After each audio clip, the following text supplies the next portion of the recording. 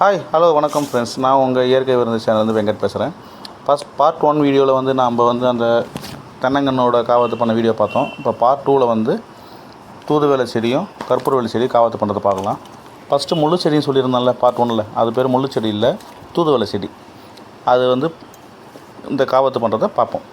First இந்த கற்பூரவள்ளியோட செடி வந்து ஃபுல்லாக படர்ந்துருக்கு. ஃபஸ்ட்டு அந்த கற்பூரவள்ளி செடியை கட் பண்ணுவோம்.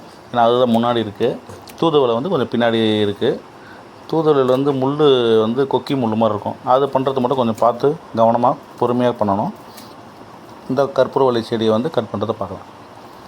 பாருங்கள், அந்த ஒரே ஒரு செடி தான் வச்சுருந்தோம். இந்த ஒரு செடியில் வந்து இவ்வளோ இது படர்ந்து வந்திருக்கு பாருங்கள்.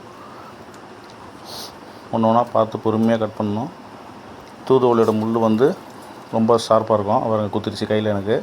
அதனால் ஃபஸ்ட்டு அதெல்லாம் பின்னாடி அப்புறப்படுத்திட்டு தள்ளி வச்சுட்டு ஃபஸ்ட்டு அந்த தொட்டிலேருந்து போகிற ஸ்டெம்மு மட்டும் கரெக்டாக பார்த்து தொட்டி கிட்ட வச்சு கட் பண்ணிக்கலாம். தூதுவளோட ஸ்டெம்மு வந்து கண்ணுக்கே தெரியல. அது கண்ணுக்கு தெரியாமையே அவ்வளோ இது வந்து அந்த கற்பூரவள்ளியோட இது வந்து ஃபுல்லாக படர்ந்து இருக்குது ஃபுல்லாக. அதனால் ஃபஸ்ட்டு கற்பூரவள்ளியை கட் பண்ணிவிட்டு ஃபஸ்ட்டு நம்ம கீழே இறங்க பாருங்க. அந்த கொடி வந்து தூதுவளையோட கொடி ஃபுல்லாக எப்படி படர்ந்து ஃபுல்லாக கொத்தாயிடுச்சு பாருங்கள். அதனால தான் ஃபுல்லாக அந்த கொடியெல்லாம் அந்த இதில் ஏறி கிரில்லையே ஏறி ஃபுல்லாக ஏறி இதாகிடுச்சு. தூதுவளையோட ஸ்டெம்மு கண்டுபிடிச்சிட்டோம்.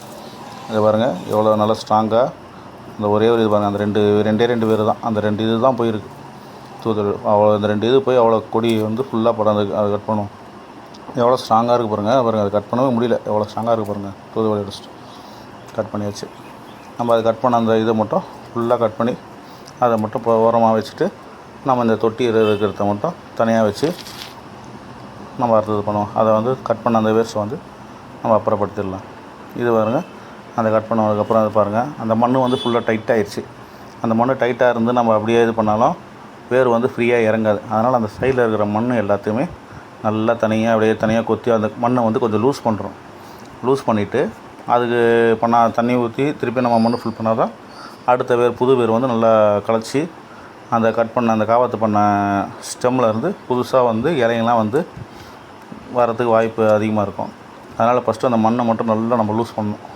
எவ்வளோ அந்த மண் மேல் மண்ணு வந்து லூஸ் பண்ணி நம்ம உரம் போட்டு பண்ணுறோமோ அந்த அளவுக்கு வந்து நமக்கு புதுசாக வந்து அந்த ஸ்டெம்மில் இருந்து துளுத்து வரும். இலை ஃபுல்லாக லூஸ் பண்ணி கிளறி விட்டுறணும். கிளறி விட்டு நம்ம ஆல்ரெடி கொஞ்சம் மண் வச்சுருந்தோம்ல, அந்த மண் ஃபஸ்ட்டு கொஞ்சம் உரம் போட்டுக்குப்போம். நம்மக்கிட்ட அந்த தொழு உரம் இருக்குது, தொழு உரத்தை ஃபுல்லாக கொஞ்சம் மேலே போட்டுக்கிட்டு ஆல்ரெடி மண் வச்சுருந்தோம்ல அந்த மண்ணை வந்து சுற்றி போட்டுக்கலாம்.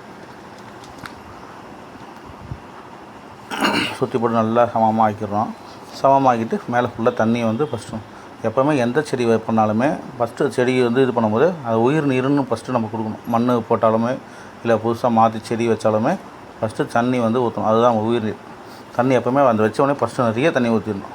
தண்ணி ஊற்றி நல்லா சமமாக கலக்கி வச்சாச்சு. பாருங்கள், இது முடிஞ்சிச்சு. ஆல்ரெடி ஃபஸ்ட்டு இந்த செடியை நம்ம வச்சுட்டோம்.